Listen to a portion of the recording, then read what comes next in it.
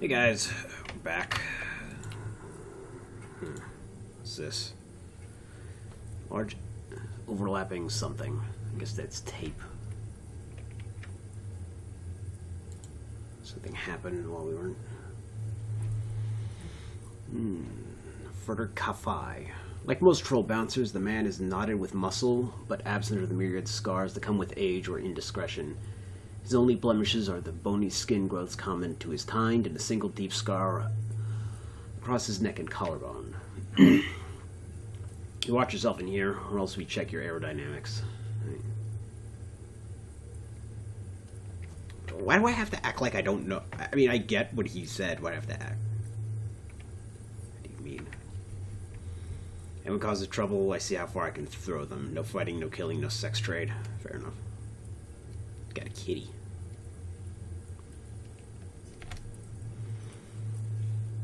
He lifts an arm, flexing his muscles jump out like massive serpents in steel cabling. His arm is easily as thick as most humans' waists. I don't mess around.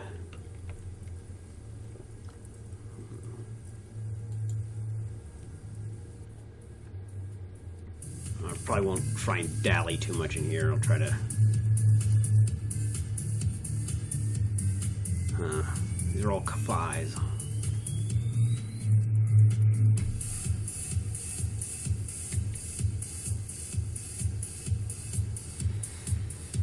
Better groomed than most of his kind, the young troll nonetheless ruins the effort with his own blatant drunkenness. His eyes are red and his expression foggy, but he otherwise appears to be high-functioning.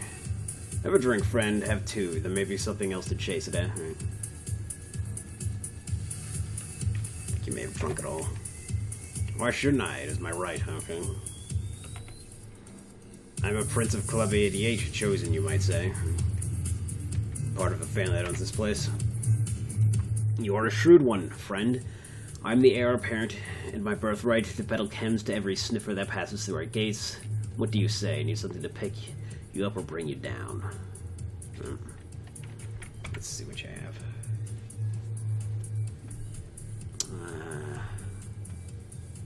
Toko. I have one shot of this. Maybe I'll save it for like a boss fight or something. Or I guess one of the... There aren't really a lot of bosses in these games. So far it's been like... I mean, with usually, until, at least not until like the very end. But usually you do get those huge waves, so...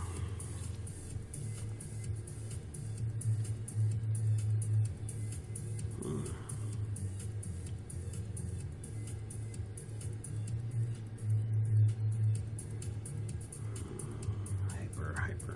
Okay, just 2 shots of hyper. P and 2 movement.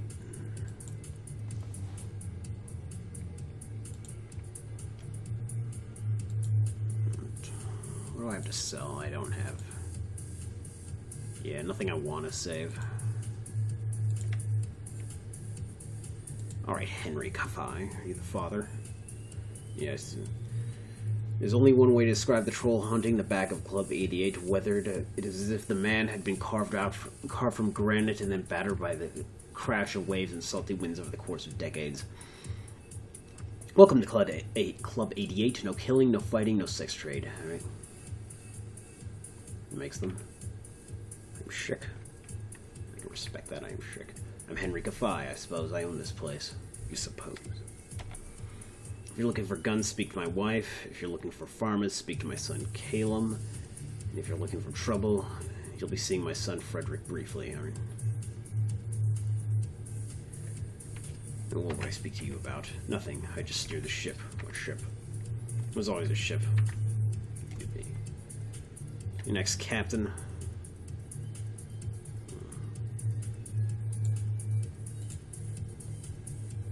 Alright.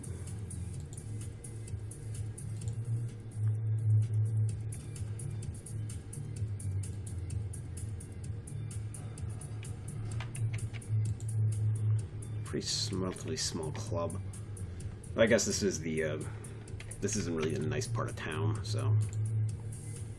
Hermine Kafai, alright. Yes, talk to her, goddammit. The older troll woman has a striking Amazonian quality. When she was younger, she must have really turned heads. Can I help you? Right. Can you offer? Alright. Usually beyond hell. You can offer guns or a swift kick out the door if you mess with me or mine. Alright. It's my family's place, me, my husband, and our 2 boys. Now do you have business with me? I have no time for window shoppers. What have you got for sale? Firearms from all over the world, from Ares to Walthier and everything in between, you in the market. Let's take a look. I'm bad at guns.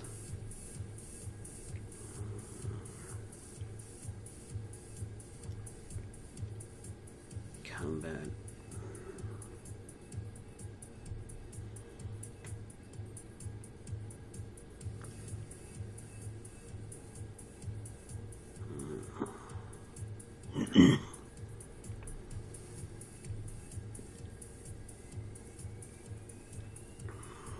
So Smartling's at usually an extra $200, I guess.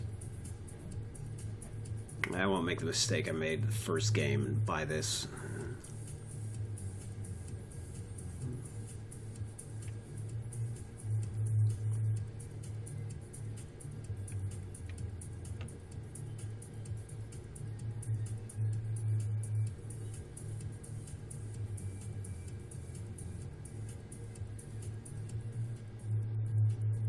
Can't buy anything.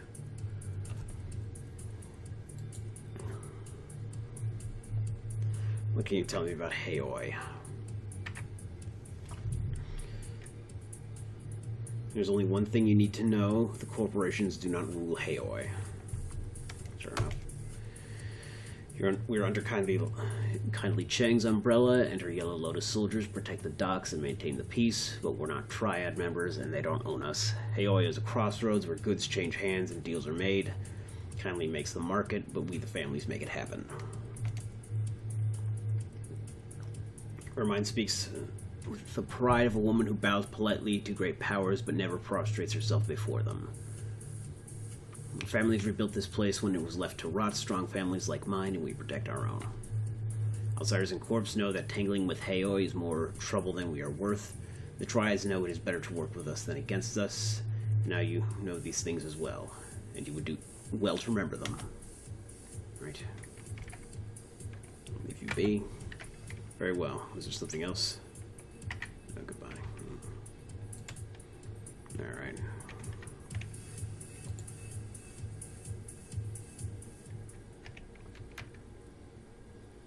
Alright. I wanted to do the...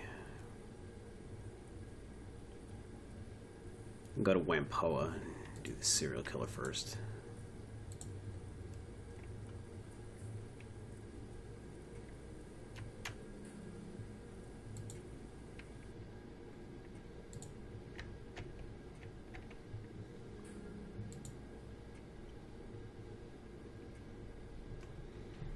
Killing the Whampoan elders. All right.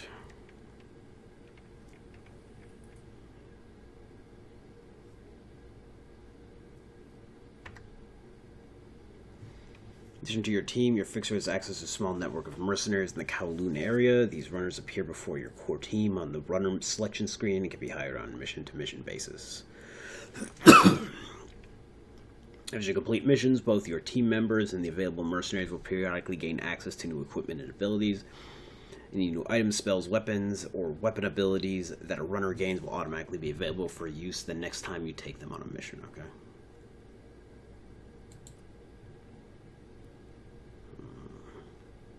EOS.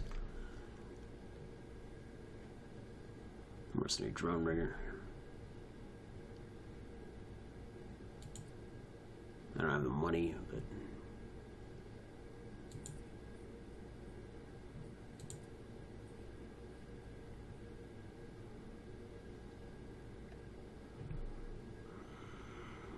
French jerky.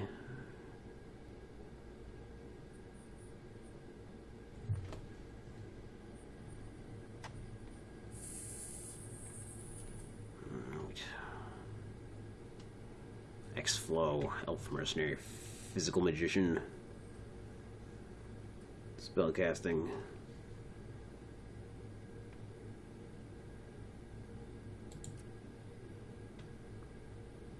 Okay, he's an adept mage.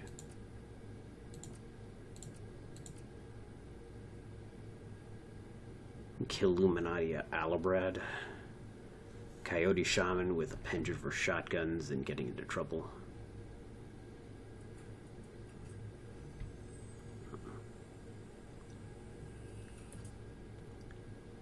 El Duce. Hong Kong for evidence seized in his personal event against Shiawazi Corporation.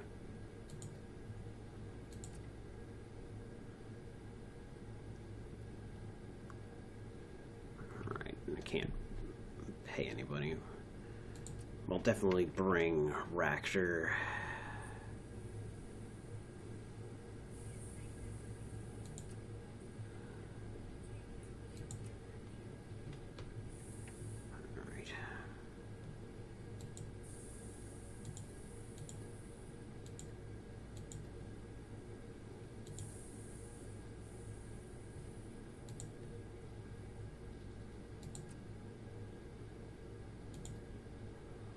Okay, he's got Data Jack.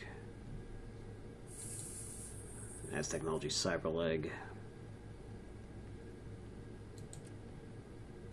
Got 2 Cyberlegs.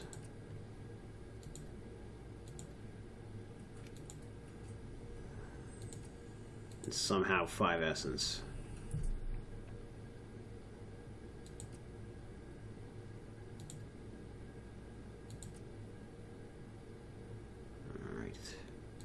I think we're good. Alright. Wampoa Garden continue? Yes.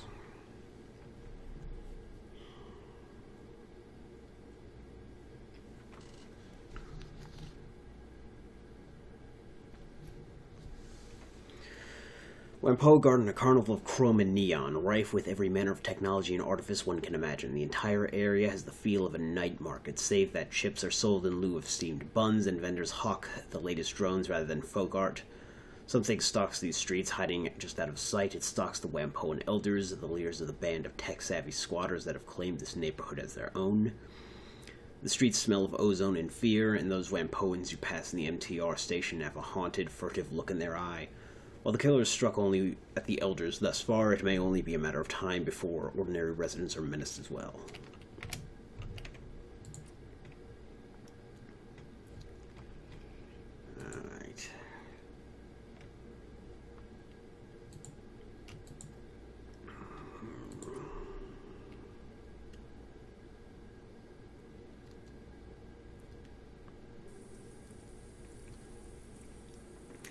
The streets of Wampoa Garden are slick with rain, glittering under a neon glow of myriad signs and holographic displays. The sky reflects the same glow, painting the white apartment blocks the sickly orange of sodium streetlights. The smell of grilling meat mingles with other, rather rarer scents, ozone, engine oil, and high-tech fabrication facilities.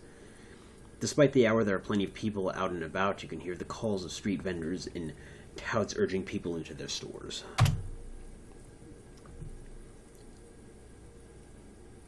Isabel wrinkles her nose, scowling darkly. She wraps her arms tightly around her chest, staring off into the distance.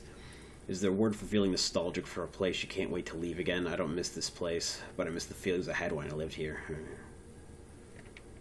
I don't know what saudade means, but apparently, fucking Schick does. Isabel shakes her head. No, that's not it. It's close, but... She lets the sentence trail off into nothingness, clamping her mouth shut for a moment. Jeez, what the fuck happened to you, Isabel? Bill sighs heavily. This place seemed like heaven after the walled city, like the whole world had unfurled in front of me, and anywhere I turned there was a promise of a good life. Turns out this place was just as crappy as everywhere else. Everyone was still in it for themselves. Gava claps a hand on Isabel's shoulder, one who flinches and pulls away. That's a great life lesson. I'm serious. At the end of the day, life's a raw deal. You've got yourself and a handful of friends, and that's it, nothing else. Racter. A curious philosophy, Gavitt. Certainly no objective. God, if I'd picked a different party, I'd have all these different things. It'd be interesting. Here's philosophy, Gobbet. Certainly no objective meaning can be applied to the human experience, but the sum total of culture and progress since the time of Homo erectus has shown that humans are capable of self-organizing into beneficial... yes. Racter. Comment saying boring. It makes a show of yawning very loudly toward Racter. I don't know. I thought that was interesting. I think Racter might be my favorite character right now. Isabel turns toward you and points down the street to your left. When you're looking for the Wampoan elders, they're going to be in the Wampo itself. That's the big ship down the street.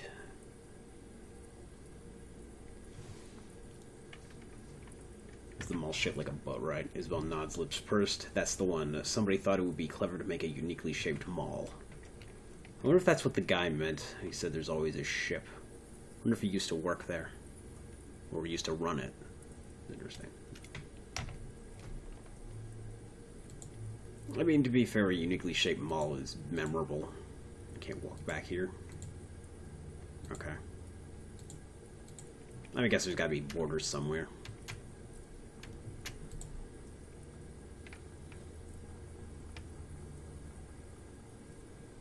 Okay, I can't talk to you.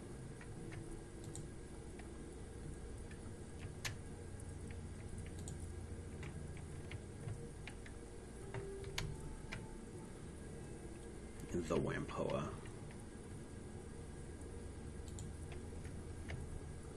Don't want anyone to go inside without the permission. Must be pretty bad in there. He's just dead. He's been. Is this a funeral procession or is a dead body nearby?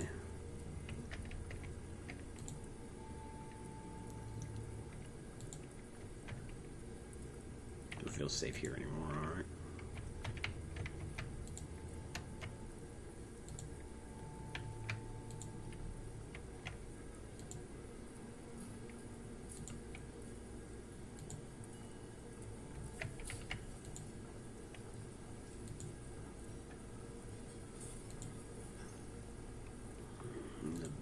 Bouncer.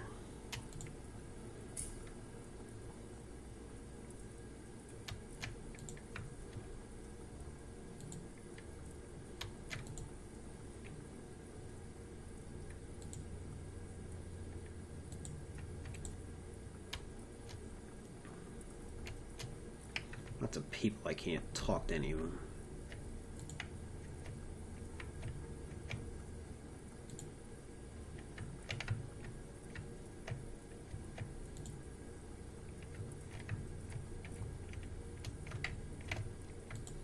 He just tells me where to go.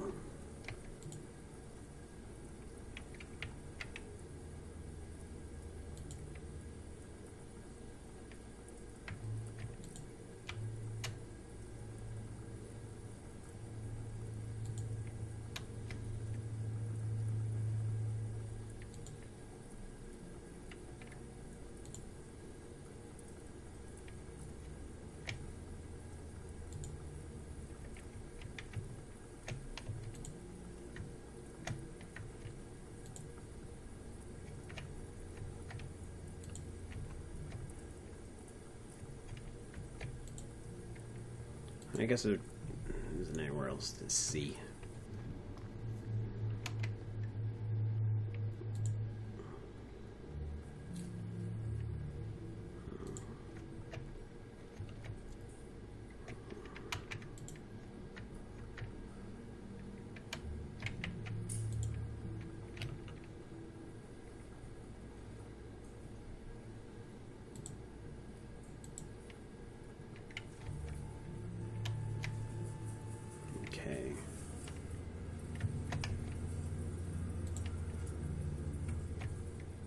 Guess I gotta talk to you.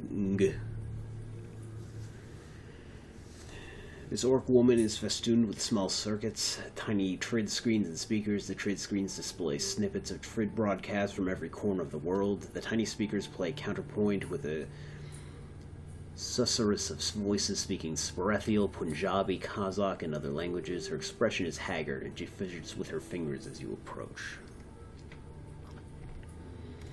Welcome to the Wampoa, my friend. I am Elder Ng, and these are Elders Tong and Imp. Or Ulp. I don't know if that's an I or an L. Ng gestures to the elf and human, who each incline their heads respectfully. Thank you so much for answering our request for help. We had nowhere else to turn. It's the least I could do. Least I could do. Under Tong's skin, glowing tattoos writhe and change shape. Tigers become cranes and move on to dragons. We're under threat. One by one, we elders are being hunted by some monster. As you may have noticed when you arrived, there's another killing just tonight. Ip crosses his solid chrome arms. Holographic readouts dance constantly over their surface, displaying diagnostic information about their state, operating temperature, servo pressure, and a variety of other minutiae. He looks past you toward Isabel. The prodigal daughter returned once more. I didn't expect to see you back aboard the Wampoa in my lifetime, Isabel. When you disappeared, Elder Yatunde was very put out.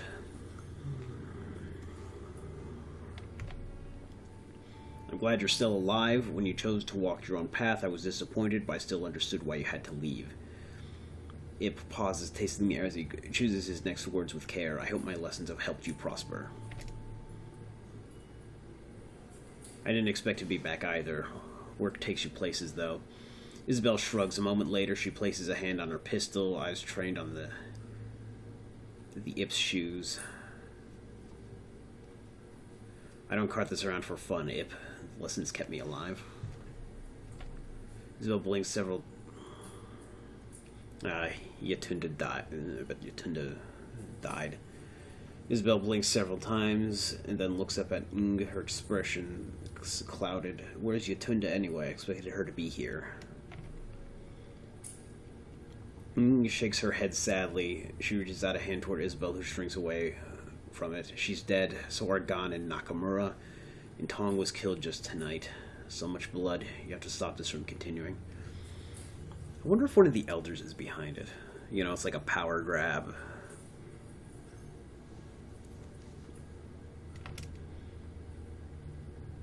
Isabel's expression remains impassive, but her knuckles grow white as her hands ball up into fists. That's what we're here for. We'll stop the killings. Thank you, Isabel. Nga lifts a hand, wiping away tears from her eyes.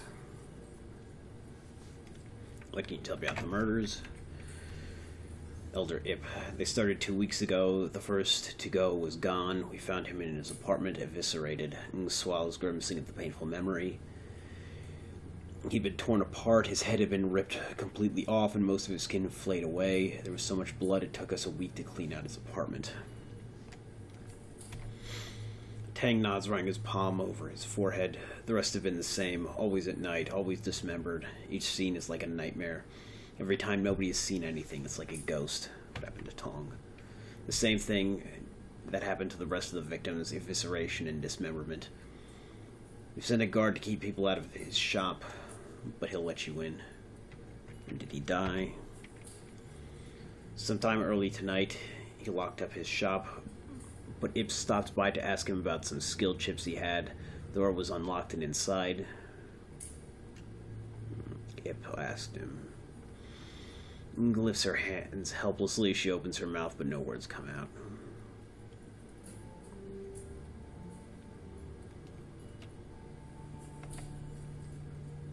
Seeing Ng's inability to continue, Ip takes over. Inside looked like a bad horror sim, just like all the other murders.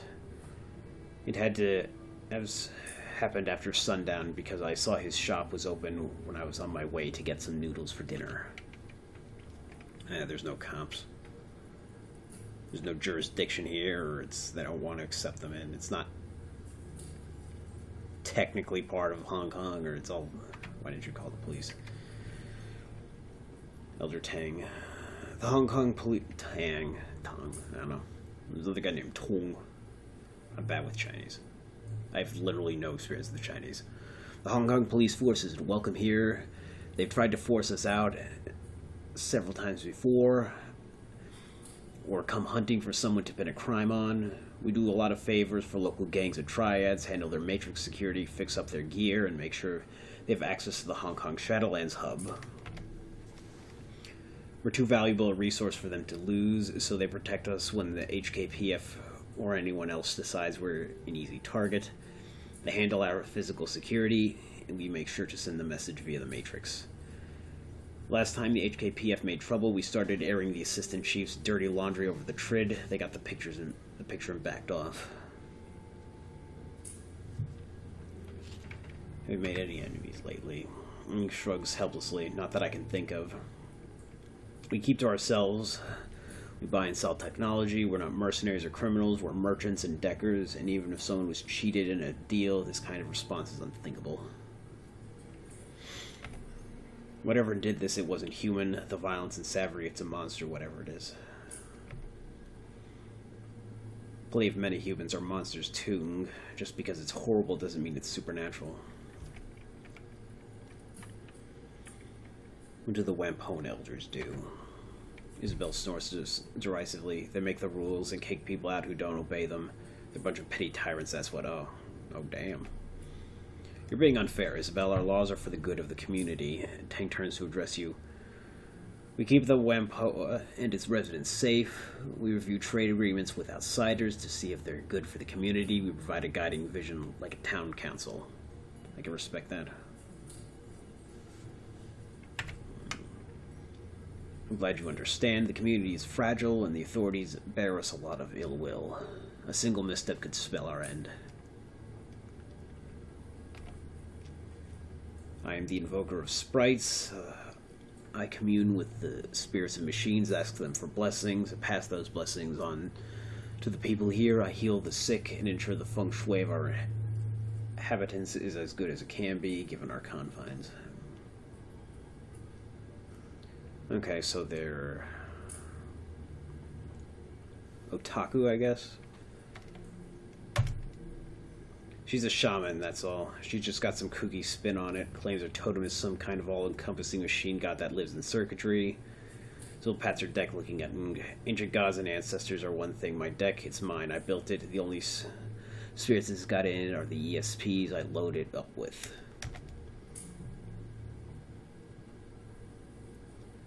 Gives Isabel a look of deep sadness. Just because you cannot see or touch a thing does not mean that it does not exist. Just because you do not believe in it does not mean it does not protect you from afar. I can't touch programs either, but at least I can prove they have an effect on the physical world. Your superstitions are just that bullshit. Bill glances at you, jerking a thumb toward Tang. The sky treats drones like they're living things. What exactly do you do, Tang?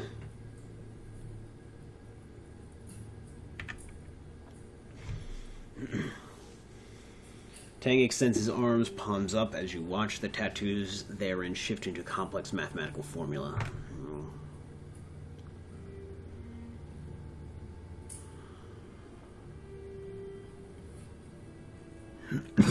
If he controls, if he's a rigger, he could eviscerate.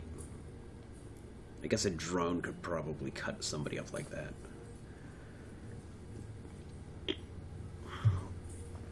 And it wouldn't leave DNA or hair. Of course, not that they don't accept the HKPF. It could be the... I don't know. I'm the first inglorious servo. I study patterns, repair machinery, and teach others how to attune themselves to the wonders of automation. The blessed Autofab is my shop in Purview, where we make the drones we use and sell. Really, what a fascinating and spiritual spin on things. Racter inclines his head towards Tang. I'd be interested in hearing about your philosophy once we're done with the job. I think I may find your perspective to be very interesting. As for me, I serve as the resplendent voltage spike. Ip smiles crookedly. That means I shoot people who try to screw with us. It's a fancy title for head of security. That's all for now. It might be wise to ask the residents of Wampoa Garden if they've seen or heard anything. After you've gone to Tong's Sensory Carnival, they may have seen or heard things we have not. Good to know. The Wampoa Elder.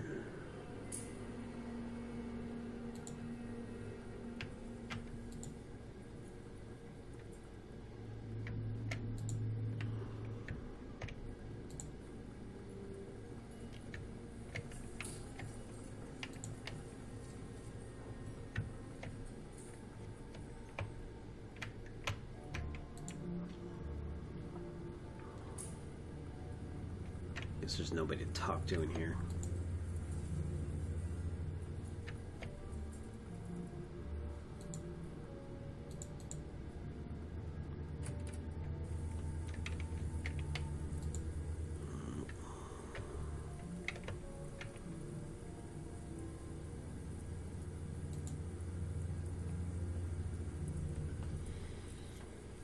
Porter Lamb. Porter Lamb, at your service. The elders told me that you'd be coming.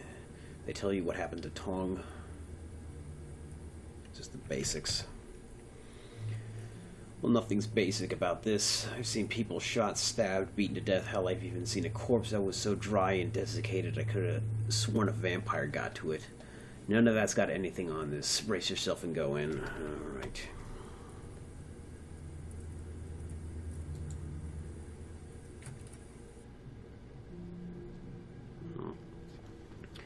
Tong's Sensory Carnival looks like a scene out of a B-grade slasher sim.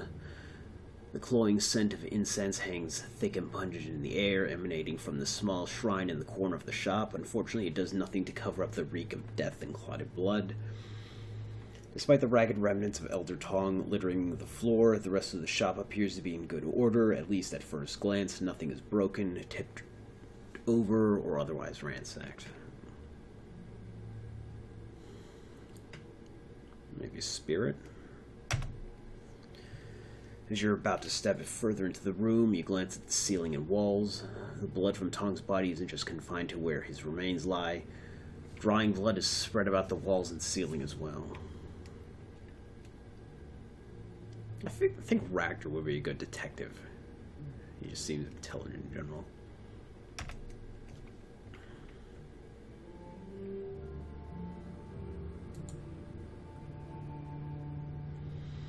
Tong's body is a ruined mess. The destroyed ruin of his face is barely recognizable, and what is left of his body would be best described as savaged. All of his limbs have been torn off, and a pile of flayed skin lies next to the remnants of the Wampone Elder.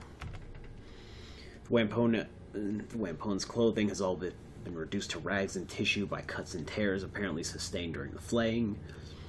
At this point, the only thing holding what's left of his body into a semblance of human form is the hair-thin fiber optics of his cyberware.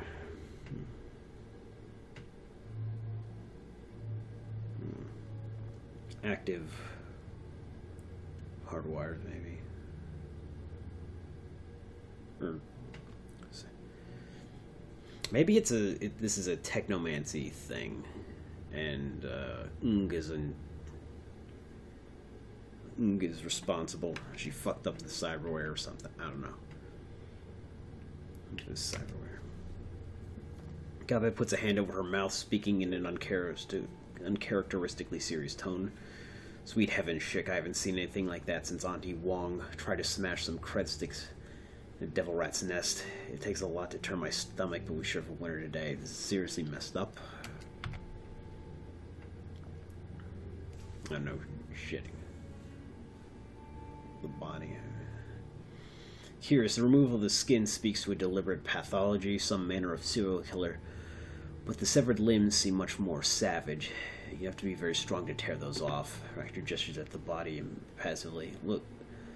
Looks part of him are missing. That's very curious. Racter examines the body in detail. Racter takes his time examining the body, taking small notes on his PDA. Curious, no subdermal bruising where the skin's been removed, no sign of a struggle. Coagulation of blood. I knew it. Blood and lividity marks a time of death between 2 and 4 hours ago. The knife marks are methodical. The killer doesn't seem to have been interested in preserving the skin as any kind of whole. It was removed a bit like one fillets a fish, the path of least resistance. Some of the strips of skin have a more ragged edge than others. The ragged edge looks consistent with a claw rather than a blade. Ghouls, I'm guessing. Racter makes a curious noise as he examines the remnants of Tong's face and neck. His neck's been severed between the 5th and 6th cervical vertebra. Scoring across the bone indicates a bladed weapon, and a sharp one at that. It doesn't match any of the other wounds. Racter stands and looks at you directly in the eye. If I had to guess, I'd say he was killed with a blow to the back of the neck. Everything else was subsequent damage.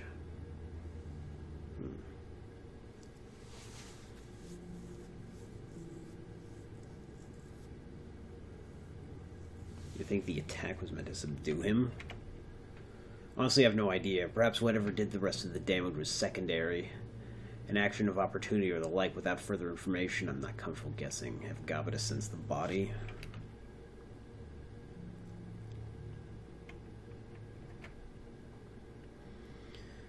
You're the boss, man.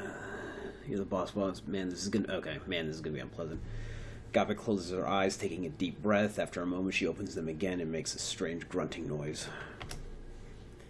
There's no fear here, Shik, no anger either. Just this kind of satisfied feeling. Tong never saw it coming, and whoever did it was professional about it, which is pretty odd, because nobody's professional about eviscerating a body as far as I know. I think it was a hit. I don't know why the killer was after Tong, but it definitely wasn't any kind of mindless creature or even somebody particularly passionate. It was somebody who planned this and executed it and was glad about it. I don't know. It kind of feels like it was just business as usual. Leave the body alone.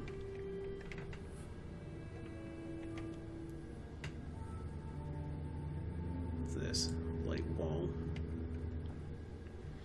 The walls are covered in splattered and smeared blood, most of which is hardened into a crusty, congealed paste. Thick tracks of it run laterally. It looks like the blood has been deliberately smeared. These blood patterns aren't natural, Shik.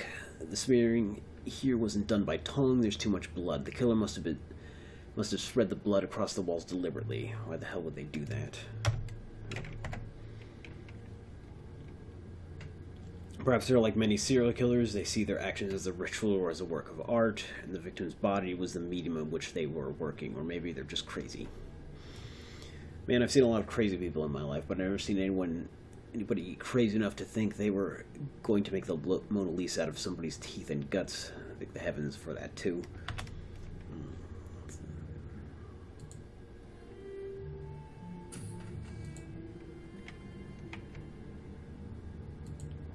Desk safe. Tong's desk drawers are open, and the safe that's built into one side has been opened. There's no sign of tampering, and the green light next to the word unlocked is blinking. Whoever opened this safe did it with a key fob. Inside are several blank cred sticks, but no sign of any with money on them. Looks like someone looted his stash. A guy like this wouldn't keep only empty cred sticks in his safe. Alright.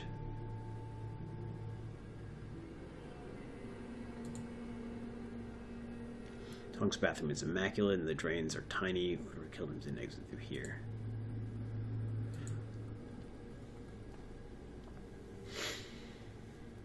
This is a Yamaha 95,000V SimSynth, a device for mixing and mastering SimSynth chips. Several drive bays are empty, and all the chip jacks are empty. The screen is flashing a repeated error message. Warning, requested files cannot be found. Please return drive to bay and try again. Like the SimSynth.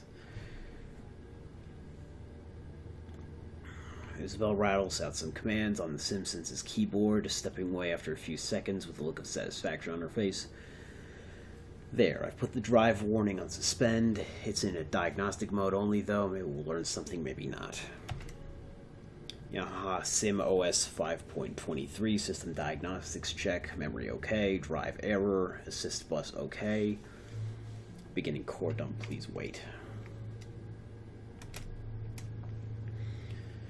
Isabel studies the screen in detail as letters and numbers scroll by. Looks like Tong was cooking some BTLs here. He's hacked the peak controller output cutoffs. The delta levels on sim chips are usually about 4 to 5 to 6.5 for CalHots. This delta peaks are pushing 12. That's brain-burning territory, Shik. None of the drives and chips those BTLs were stored on are missing.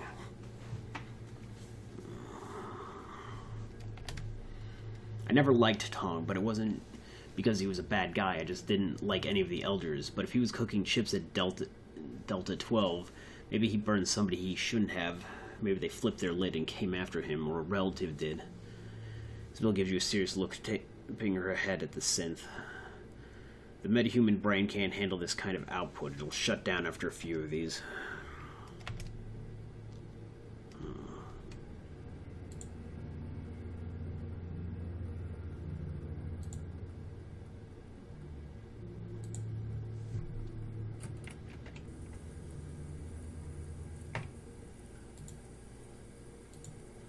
I'll talk to you. Hey there, need something else? What do you do around here, Porter? It's a catch-all category, I guess. I work for Elder Ip, and it's a bit like being a deputy. I make sure people don't break the rules. Protect people who need protecting. Mostly I do whatever Ip asks me to. It's a pretty quiet job most days. Today's not one of those days.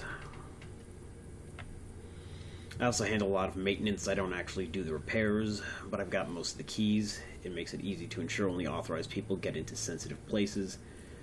Electricity goes down, I let in the electrician who fixes the wiring, toilets clogged, I let in the drone guy who opens it back up. Looks like somebody went through Tong's things. Has anyone else been inside? Not since I've been here, but before I found him. It could have been anybody, really. If I had a key to his place, but the lock's total crap. Anybody half decent at cracking mag locks could have gotten inside what's missing. His BTLs, hard drives, and cred sticks are all missing. Sounds like the killer looted his place to me. All this talk of monsters, yeah, sure. There's scary things that go bump in the night, but most of the scary bumps I hear are from handguns and gangers. See you later. Zippy.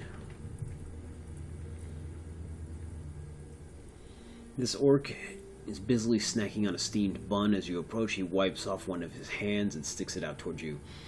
Hey stranger, nice to meet you. Zippy Toe Tang at your service. How are you liking Whampoa Garden? I'm Schick, nice to meet you, Zippy. Nice to meet you too. Listen, I know it's a little forward of me to just say hello and whatnot, but I'm interested in giving you a hand if I can. This isn't remotely suspicious at all. Zippy gestures expansively at the squalid, neon-lit streets of Whampoa Garden. This is my home, at least for the time being, and I like to stop these killings, okay? We've never met before this, but I know exactly who you are. You're my replacement. The Elders had me autopsy what was left of Elder Gon and Elder Nakamura after they got ripped apart, but I didn't want to dig any deeper. So since I don't know you, and I can smell a Shadowrunner a mile away, you've got to be the outsider. They asked to stop the killings, right? You didn't. See, I have good eyes, and a lot of good eyes, actually. If you're in the market for replacements, only slightly used, and they come from certified donors, I swear. A hearty belly laugh erupts from the orc, and he slaps one of his thighs in relation. Man, I killed myself.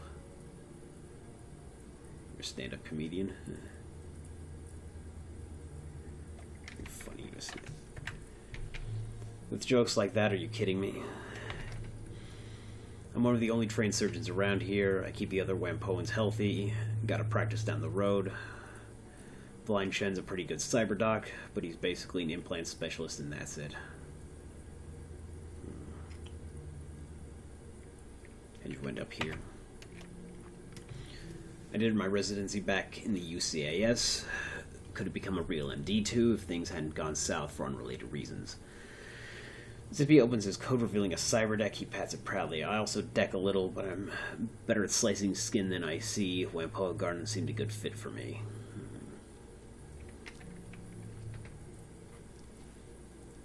You must have a lot of customers. That's the chip truth. I have to charge to cover my costs and eat, but it's damn near free service. There's always a waiting list, but it's good, honest work. I like helping my neighbors and the community. We all look out for each other. Somebody messes with one of us, and they mess with all of us. That kind of community is rare as gold these days. How many places have an ethos like that? Not the damn corpse, that's for sure. I've lived a lot of places, I've done my fair share of shadowrunning, but this place is special. It's been a long time since I really felt like anywhere was real home. Zippy looks off past you toward the Whampoa Garden streets. His expression grows wistful, like he's remembering something from a long time ago. I'm sure I'll move again, but not for a while. I'm not done with this city or these people. I'm not done.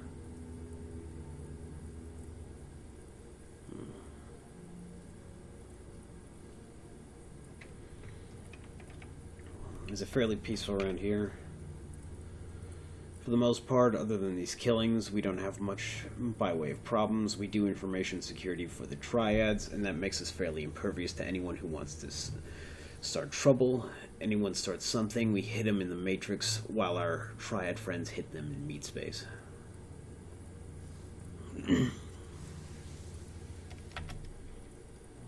Some small-time gangs have tried pushing in here before, but they backed off when they figured out they weren't just picking a fight with Tang and his guys.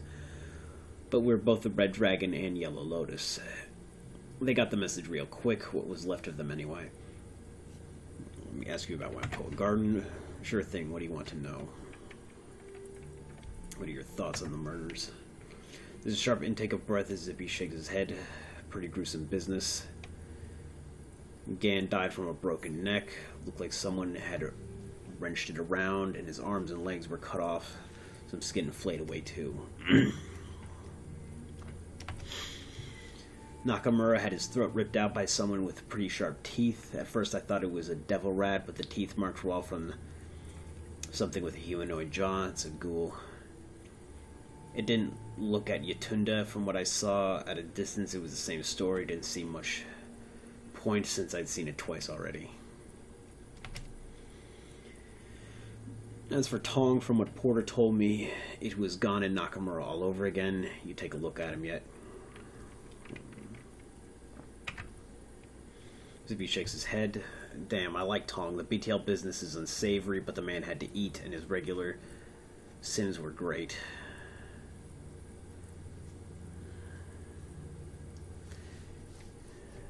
That's a good point, though. I mean, his BTLs were killing people. I mean, those... Anyway. Generally all around nice guy, friendly with everyone, never had anyone mad at him. There ain't no justice, let me tell you. Alright. Neck or a bite. Zippy recoils, shuddering against the rain. What kind of blade? Was it a knife, a sword, maybe an axe? The neck. I don't like that at all. Zippy shivers, looking warily around. This whole affair has got me on edge. People dying is nothing new, but the flayed skin, After a moment, Zippy composes himself and looks back to you. It's possible... It sounds possible that whoever's been killing the elders is trying to muddy the waters with all of the blood and gore business. This is a crime of an intelligent, careful killer. Be careful, this investigation might take you somewhere very unpleasant. What can you tell me about the elders? Zippy laughs, shrugging. Well, they're an eclectic bunch, that's for sure. Where to start?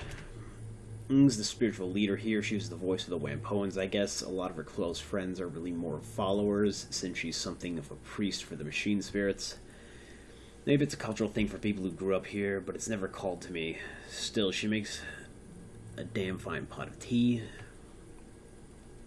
Ips the muscle, and has an encyclopedic knowledge of cyber and BioWare. Definitely a good guy to have watching your back. Not too friendly, but you know how it is.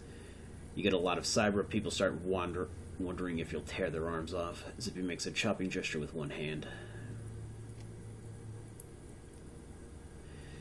He's got moves straight out of Blood Carnival 3, The Reckoning, terrible movie, but great fight choreography. What about Tang? I don't know much about him, but I think he's got some kind of fetish for automation. I found him cooing over some trids of automated delivery drones in a warehouse once. He works with drones. He has a shop called the Blessed Auto Fab. He was raving about the efficiency of the movement patterns or something. What do I know about Tong? Ran Sims, BTL, skill chips. Gon used to be a city planner before he had a nervous breakdown and got involved in statistical analysis. Zippy pauses to collect his thoughts. Nakamura came from Fukuoka. He was interested in entertainment, trade mostly, spent a lot of time analyzing subliminals and ads. Then there was Magpie. She was the chief decker, hot as hell against IC, and built her own hardware. Salty old woman, though, never met anyone who was quite as shrill or nasty when she was mad. She was mad most of the time. Yeah, I didn't think of it. Tell me more about her. Not much to tell, really. Zippy shrugs non-committally. Maybe a month ago, she just up and disappeared. I went to her shop one day and she just wasn't open. Nobody's seen her since. Why would she disappear? No idea. One day she was here and next poof. At first I thought she was just on vacation, since she had mentioned wanting to see the Kingdom of Hawaii someday, but it didn't feel right. She would have at least told me she was leaving. It seems mighty suspicious to me. Nobody else seems to care what happened to her, probably because she pissed them all off so bad.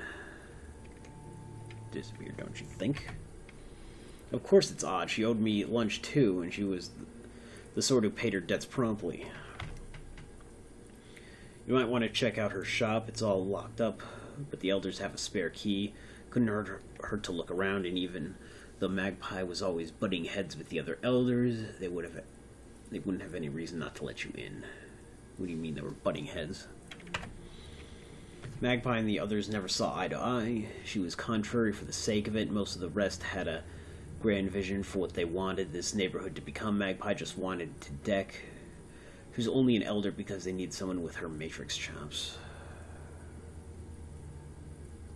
The matrix chops are the only reason anybody else gives a shit about Whampoa outside of Whampoa.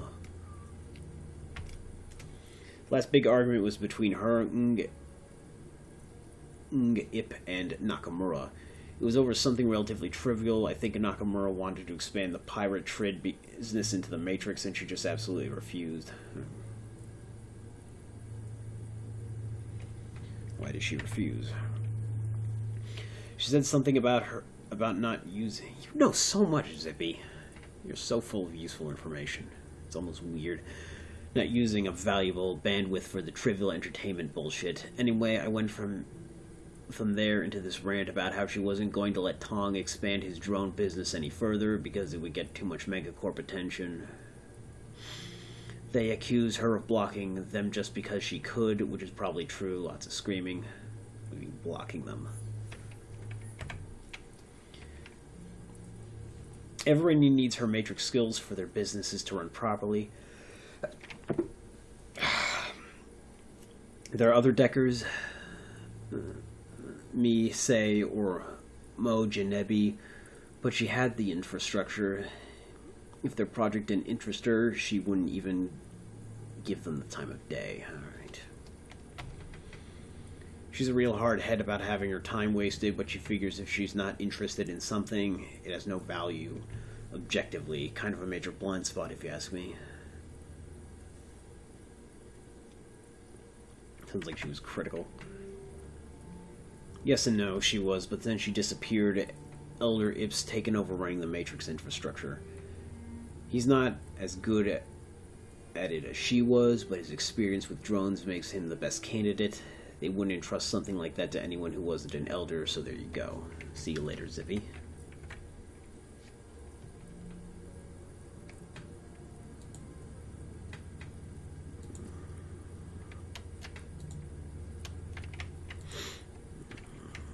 What are my objectives?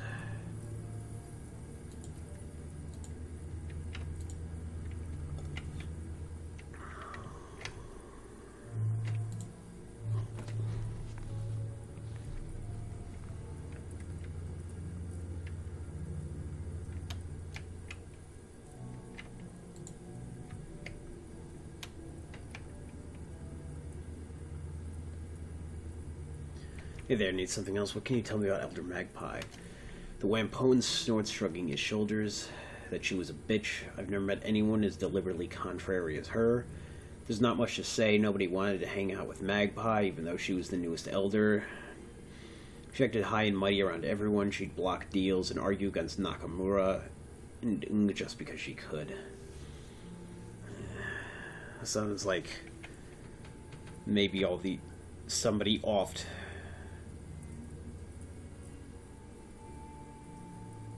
Either Magpie is behind the murders, or they offed Magpie secretly, and this is in retaliation. Or revenge, I guess. Why was she so contrary?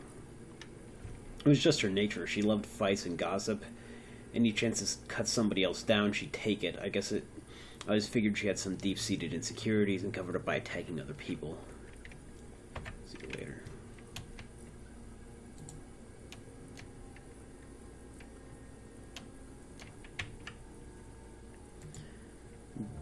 Demergo. This man has a tired, old, wary demeanor about him. His eyes track your movements with a penetrating, critical precision. Something about him, the lines about his eyes perhaps, makes you suspect he's seen a lot of terrible things happen. He lifts his cup of cheap soy calf as you approach. Let me guess, you're the freelancers the elders are paying to look into the murders around you. That's right, who are you? Call me Demergo. I'm not one of the Wampoans, but I've been here long enough that they don't think twice about me being here. Demergo drains the last of his soy calf in a large gulp. So what have you found so far? You're awfully curious for a random guy. Professional curiosity. I used to be with the New York Police Department as part of their thaumaturgical research division. Part of the CSI branch, except I did the magical investigation while the other guys pulled points and checked blood samples. Pulled prints. All right.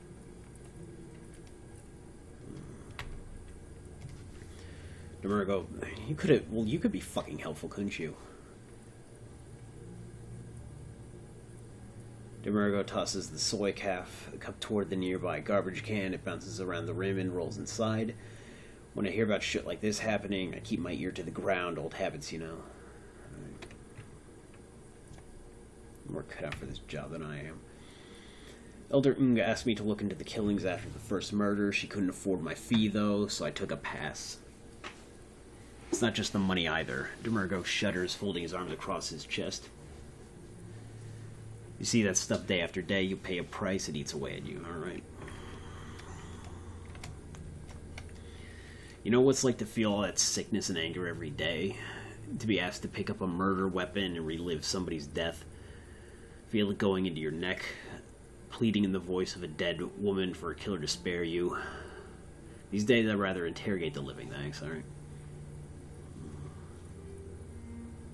All things considered, that could be useful. Demergo nods, though his expression is still one of disgust and sickness. Sure, if you're appraising antiques or trying to find where a lost cat went, but turning that on murder scenes is an invitation of horrors beyond imagining. I can read objects. It's called psychometry, a little trick I managed to pick up. Don't really know how. I hold something, I can tell you what happened to it, who owned it, how it killed someone, if someone loved it or was afraid of it. Useful, but it'll tax your heart. Before you ask, no, I'm not going to read anything you find. I already told Unga I don't want any part of this. You want advice, I'll give you that. We're not getting drawn in further than that. So aside from that, is there anything I can help you with? What can you tell me about the Wampoans? I don't know much, even though I've been here almost 2 years. I'm an outsider. They don't really accept anyone who's not as much of a tech nut as they are. I'm just the crazy mage that lives down this road. Demergo pauses and looks off into the distance as he collects his thoughts. He's got some heavy-duty cyberware, basically an enforcer for the rest of the council. He doesn't seem to set much policy. Is a shaman that worships machine spirits. It's all a bunch of hokum if you ask me. Magic is magic. Whatever you want to call the source is fine by me, but don't ask me to believe in the great spirit of electronics. As for everybody else, they tend to be an okay bunch, a bit strange, but that's fringe culture for you. They scrounge tech, rebuild it, sell it off. Some of them even have their own auto fab shops. Their stuff's pretty high quality too, perhaps high quality too. People from all over Asia come to shop here if they need something rare or unusual. Tight-knit little community, all things considered. You know about the murders? They started a couple of weeks ago. Elder Gon was the first to go. That's when Unga asked if I could look into them. He was ripped apart, arms wrenched out of their sockets, skin flayed away with a razor-sharp knife. The rest have been the same.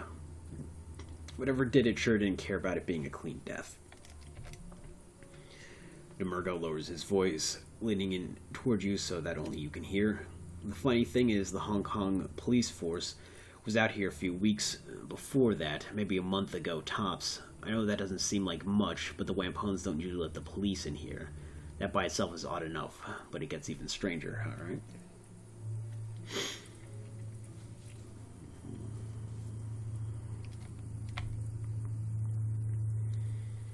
The officers were loaded for bear too. Big guns and heavy armor with NBC seals, the works. They went into the parking garage near here, and there was some kind of gunfight. Never made it back out. When backup showed up, the Wampones chased them away. Why would they let cops in and chase them away?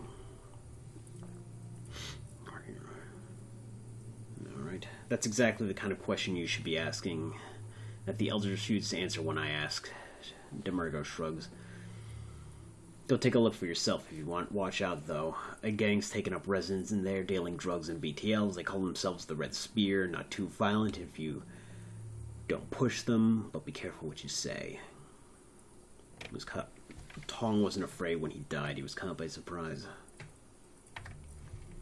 Demergo arches an eyebrow. That's not what I would have expected. With the amount of mess at each scene, the victim should have left behind a lot of fear and pain. Are you sure? Very sure. Tong died tonight, so the astral signature hasn't faded.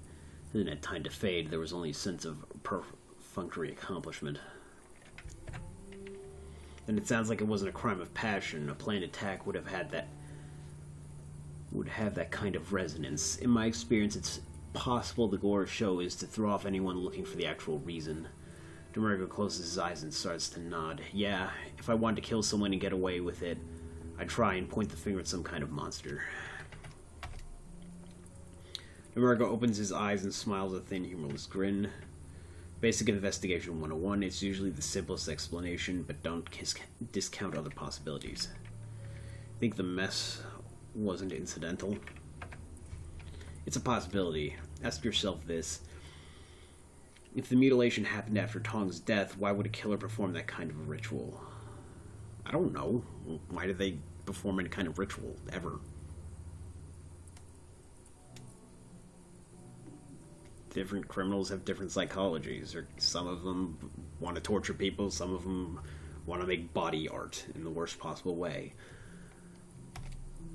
Serial killers who engage in that kind of ritual don't feel perfunctory about it, in my experience. I mean, I guess. It tends to feel more like they're taking communion. It's a religious or sexual feeling most of the time. If this didn't feel that way, I don't think that the killer is actually pathological. The base of his neck.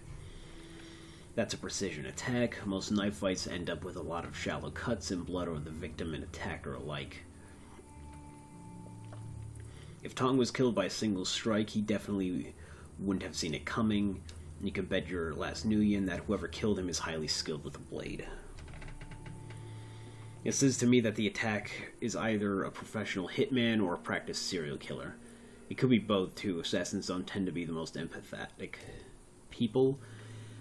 Demergo considers this information for a moment before speaking again. Was the attack a thrust or a cut? It was a slash. Why?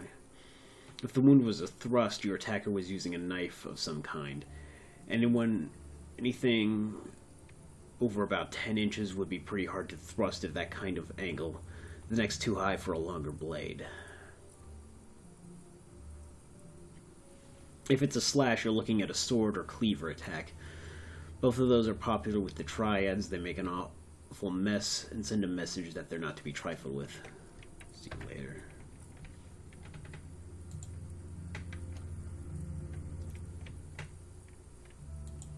Keita. This dumpy-looking man is busily hawking a variety of grilled spherical treats of various sizes. Some are sold individually, some are skewered on sticks, and some are packaged up in sets of 4 or 6. A sign on the front of the cart reads, Keita's 1 yen yatai. A cacophony of small trid screens are attached to the cart, each playing a different trade show. Interest you in some dango, takoyaki, maybe a nice nikuman. That's a pork bun with a Japanese twist. Any kind of tasty Japanese treat you can imagine I've got. Maybe some curry fish balls are your speed. Keita will give you your heart's desire, providing that desire is on my menu.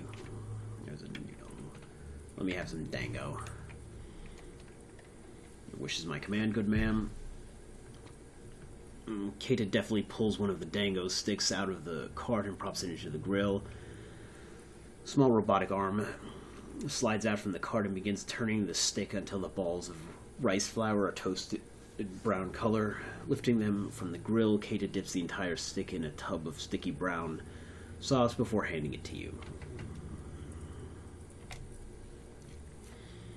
The snack has both a sweet and salty flavor, reminiscent of sesame seeds and soy. The balls inside are pleasantly warm and surprisingly chewy, a bit like eating raw dough, but without the attendant chalky taste. I would have thought raw dough was chalky. Whatever. Keita leans back, studying you intently. The trade projections from his card cause his face to be lit in a constant shifting array of rainbow hues. So what brings you to Wampoa Garden, my friend? Somehow I doubt it's just the street food. I'm looking into killing the Wampoan elders. Keita shivers, wrapping his arms around his body. I've been hearing a lot about that. Haven't looked too closely, though. It's just none of my business, you know? What can you tell me about the people here? We're tech heads, deckers, riggers, trade pirates, and everything in between. If I had to define this place, I'd say it's Asia's mecca for people like us. As for the elders, I can give you the basics. I'm a small fry, so we're not exactly on social terms. Some kind of crazy tech witch. She summons up spirits and casts spells and works as the spiritual center of the tribe.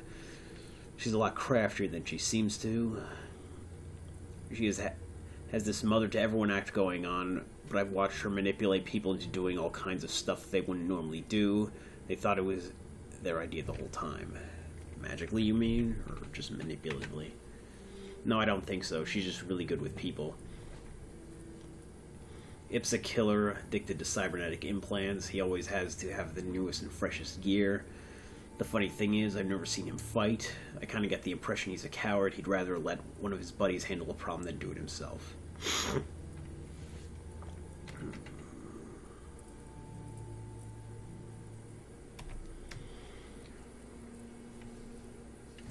All I know about Tang is that he loves drones and does a little decking. Frankly, I find him kind of boring. All he talks about is neural networks, dark knowledge, and evolution of machine learning. Like I said, boring. Dark knowledge. What's with all the Trid screens? Keita beams gestures excitedly at them. You like them? I love Trid operas, Chinese, Korean, Japanese, Indonesian. It doesn't matter. This way, I can watch all of my favorite shows without missing a beat, and I can work at the same time. Pirating Trid is my other business. I rip the streams in the Matrix, tap right into the corporate feeds, and resell them on ship out here. Keita's face falls a bit, and his enthusiasm wanes.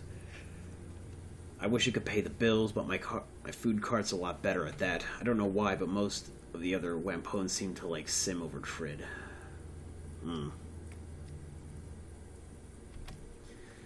They don't know what they're missing, though. One episode of 1,000 Cranes of Autumn, and they'd be hooked for life. I'm just at the part where Orin has confessed her love to Takayama, but he's got to get his mech suit out to the front lines on Mars, so he can't be with her. Downright heartbreaking, I tell you, right? I'll humor him. It sounds like an interesting show, alright? Eyes twinkling, Katie leans forward in breathless excitement. Oh, you have no idea. 312 episodes, chronicling a noble mech pilot and the tumultuous love affair he has with the space station governor's daughter, the pathos, the majesty, the Battle of Lagrange. One spans 5 episodes just by itself. What is this, fucking Gundam? For some reason, I guess it just doesn't resonate with the wider public. I don't know why. Who doesn't want to see a trade show about giant flying robots, love, betrayal, and spies? It's fucking Gundam. I've got to stop myself before I get carried away. Was there anything else you needed? Got any thoughts on the murders? Yeah, ignore them. Keita shrugs indifferently. I saw the crowd down at Tong's Sensory Carnival earlier tonight, but I didn't know the guy very well. I'm a Trid fan. He liked The Sims. Not a lot of crossover between us.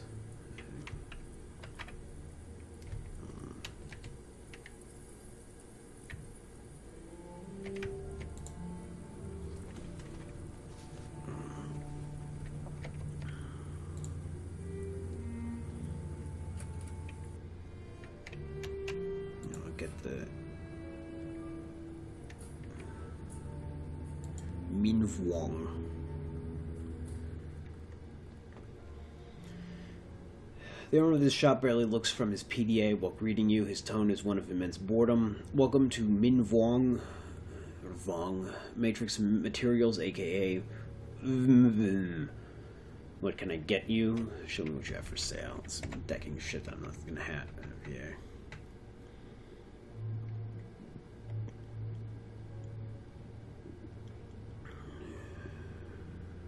Yeah, I can't. Again, need to save my money.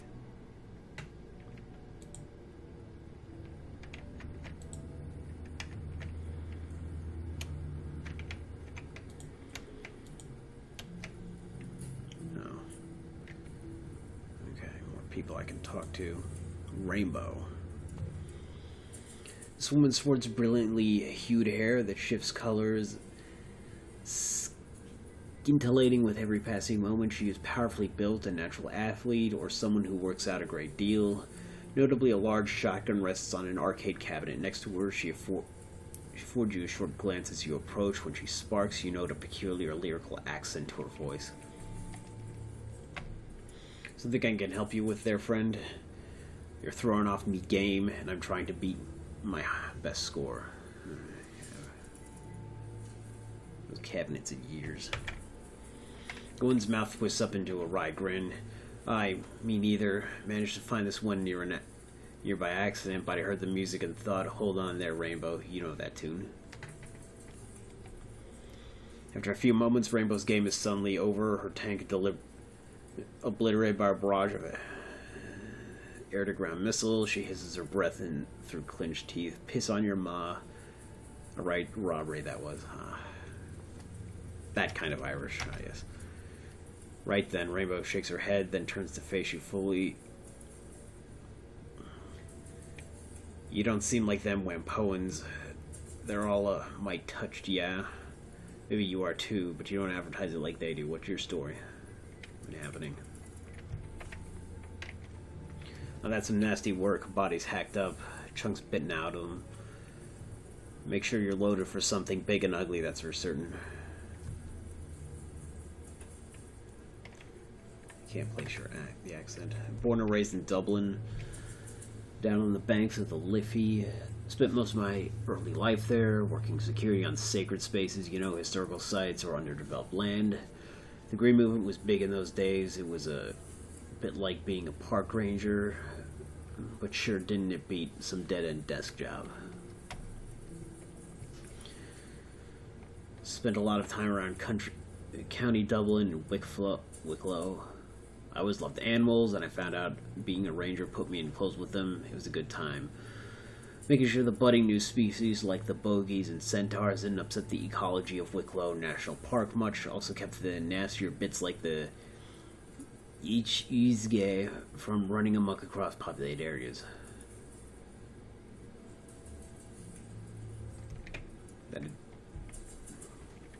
What's that? Eat whiskey? Nah. Each whiskey. Eachizge is just the word for water, which is how whiskey got its name. It's a cannibal horse, basically. If you've never heard of an Eachizge, each whiskey, alright, be glad. It drags you into bogs to kill you. Sometimes people call them kelpies on account of the water plants they plop out of. Anyway, as I was saying, problem was I started to develop this wee knack. Just a small thing. I keep magic from working when I'm around. Spells don't go, spirits fall apart, and the paracritters get real feisty. To make things worse, this was around the time Liam O'Connor threw his coup and formed Tir na Nog. With all of his fancy talk about elves and ancient magic, 'twas a bit scandalous to have a woman guarding ancient sites that wasn't just mundane, but also killed magic around her, so I got fired. You're older than Tir na Nog? Bang on, and I don't look a day over 25, do I? Rainbow flexes one arm, grinning wildly. I am Irish, not one of the noggins. Pack of punchers, a lot of them. What was going on about their ancestral lands and the glory of the past and all that bullshit? I saw them kick dozens of old Irish families off their land just because their ears weren't pointy enough, or they didn't meet some stupid arbitrary criteria of old nobility. It was that kind of thing that brought back the IRA, just like in the bad old days of the Troubles. The skeevers in the new tier didn't pay for the land they took, they just had a pack of bullies with guns. Rainbow scrunches her face up into a disgusted sneer and mock spits at this ground. I've always been sympathetic to the little guy in a fight. They offered to pay for my help, so I said yes, simple as that. He became a terrorist. I have to say it like that. Don't be so dramatic. They fixed me up with Cyber Stitcher and gave me a lot of the kit I've got in me now, in exchange for going overseas to work for them. Smuggling, running guns, making contacts in Europe, some kind of shit all revolutionary groups do. Seeing as how my own family got kicked out of their house, I was glad to do it. I'm not reading it as it is. I don't feel like reading in cartoony accents. I still do work for them these days, but there's a lot less of it. Lady Day cracked down on distance, but good. Are you doing in Wampoa Garden? Me, I'm a bit of a big game hunter these days. I get into strange places, look for some kind of paracritter I've not seen before, and then I put a bullet in it. Ooh, the nasty ones though, no point in hunting a talus cat on such. It's only things like gargoyles, barghests, and whatnot. All the work I did with them in my youth does a good job of keeping me alive. I was out in Jakarta last year hunting one of them Indonesian vampires. You ever heard of them? Call them Iyak or Panagas. Depending on who you ask, their heads and guts come out of the body cavity and they fly around like a giant messy pile of pasta. Rainbow bars her teeth and pantomimes floating around. Took me a solid 2 months to track her down, but I did. Once the job was done, I asked myself, okay, Rainbow, where's the best place in East Asia to find some action? So Hong Kong it was. All the what's-its here mean a bigger concentration of odd critters than you'd usually find in a city.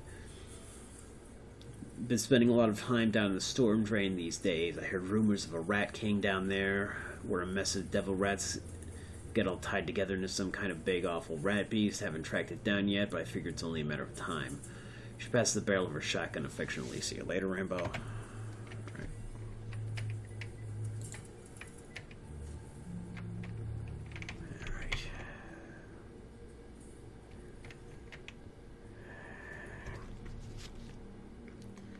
Alright, I think I've gone on long enough. I'll try to remember to talk to this lady next time.